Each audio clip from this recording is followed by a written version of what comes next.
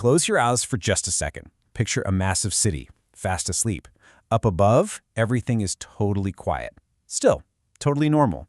But straight down beneath those streets, hidden in pitch-black darkness, a terrifyingly precise operation is happening right under everyone's noses. Welcome to today's Explainer. We're diving into a story that feels like it was ripped straight out of a Hollywood thriller, but trust me, it is 100% real. We're unpacking the greatest, most mysterious bank heist that nobody talks about. An absolute masterclass in true crime that unfolded entirely in the shadows. $70 million.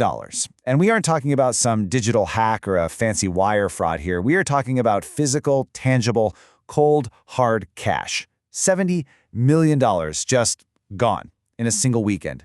It's a truly astronomical number that instantly makes you wonder how on earth you make that much paper money just disappear without a single person noticing until it's way, way too late. Well, the answer is waiting deep beneath the earth. The year is 2005. It's August. And while the 2 million residents of Fortaleza, Brazil, went about their normal daily lives, a hyper-dedicated crew of thieves was operating 260 feet underground in total claustrophobic secrecy. They weren't just digging a hole in the dirt, they were orchestrating a world-record cash robbery right beneath the feet of an entire city, completely undetected. Now, to really wrap our heads around the mind-boggling scale of this crime, we've got to look at the sheer physical weight of what they actually took. 3.5 tons. Think about the crazy logistics of that for a second. They didn't just stuff a couple of duffel bags and sprint off into the night. Moving 3.5 tons of paper requires insane physical endurance, flawless coordination, and a level of absolute audacity that is, quite frankly, terrifying. Okay, let's dive right into part 1, the perfect setup. So, Fortaleza in 2005 was this bustling coastal city. It was famous for intense heat, gorgeous beaches, and a vibrant carnival scene. It was loud, busy, and absolutely packed with distractions. Literally the last place you'd ever expect to find a dark, subterranean engineering marvel.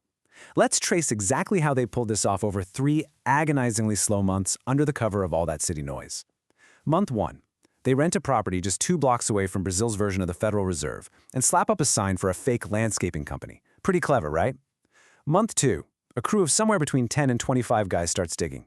But they don't just carve out a dirt path. They construct a 250-foot-long, wood-reinforced tunnel. By month 3, they've wired it with electric lights and installed a full air conditioning system so they wouldn't suffocate in the sweltering heat. And get this, they actually laid down carpet to muffle the sound of their own footsteps. Slowly, silently, the tunnel crept forward, block by block, until August, when it finally reached the exact belly of the bank.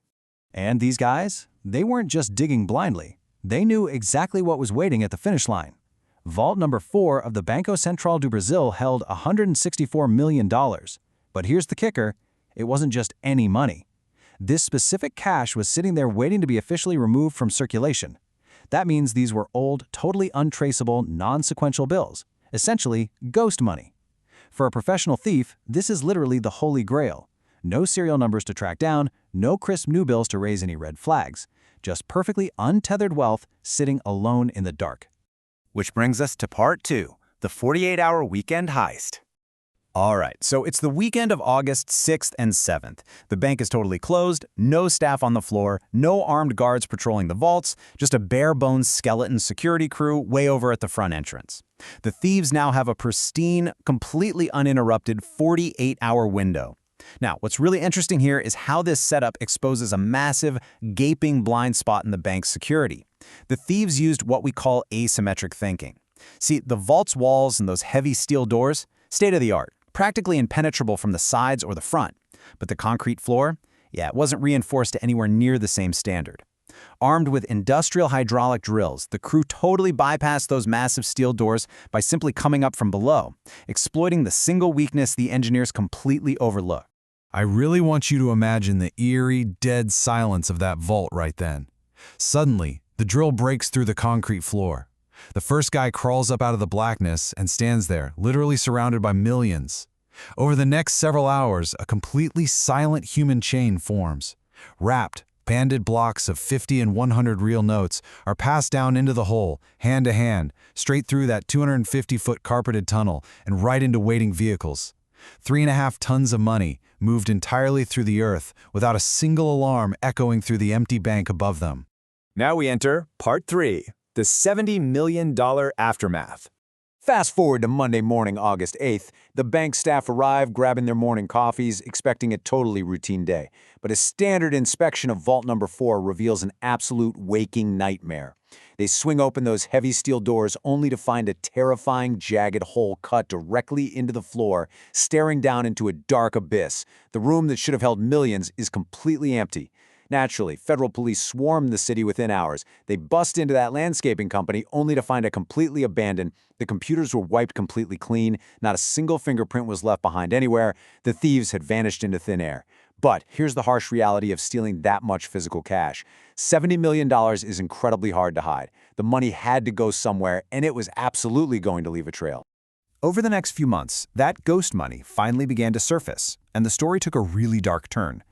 Down in these small, rural Brazilian towns, people connected to the gang suddenly had a ton of unexplained wealth, buying up cars and houses in straight cash.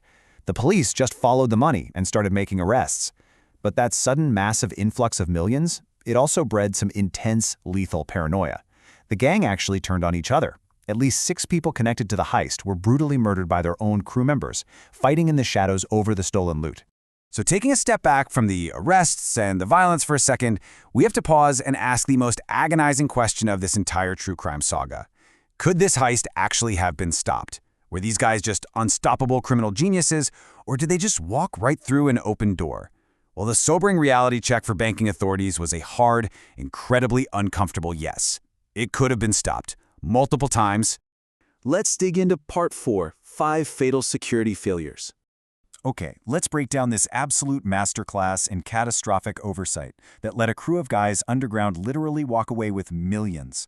The crucial point here is that multiple layers of modern security were just entirely missing back in 2005. First off, nobody did even a basic perimeter check.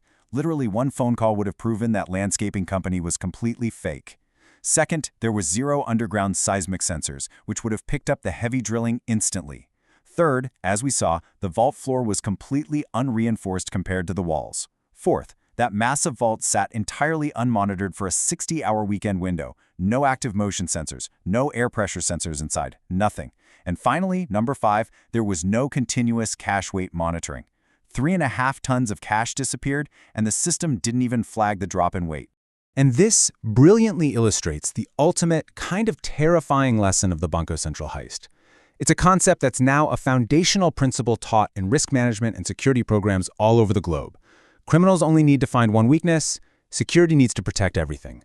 These thieves weren't superhuman mutants. They just methodically exploited the exact blind spots that nobody at the bank was bothering to look at. Which brings us to the final, haunting reality of this whole explainer. Even though some of the men were caught and a fraction of the money was recovered, a massive, extremely significant portion of that $70 million remains completely missing to this day. Somewhere out there, the shadows who engineered that perfect tunnel just walked away rich. It really leaves you wondering, doesn't it? If the money is still out there somewhere, who's spending it right now? Thanks so much for joining me to unpack this incredible story. Keep your curiosity sharp, and I'll catch you in the next one.